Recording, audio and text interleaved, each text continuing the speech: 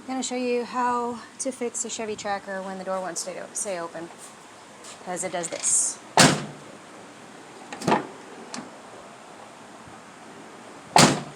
And it won't stay open.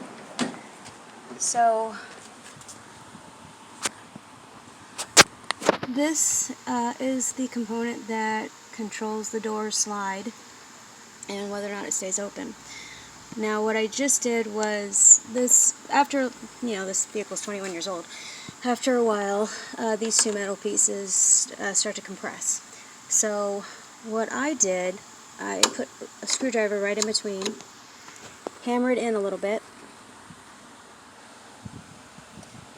and you'll have to just imagine it because I'm holding the phone. There. Hammer in a little bit,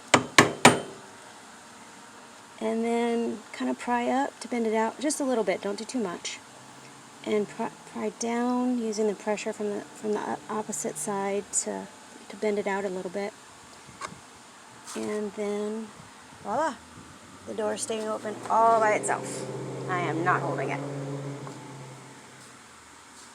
Let's test it out. And open.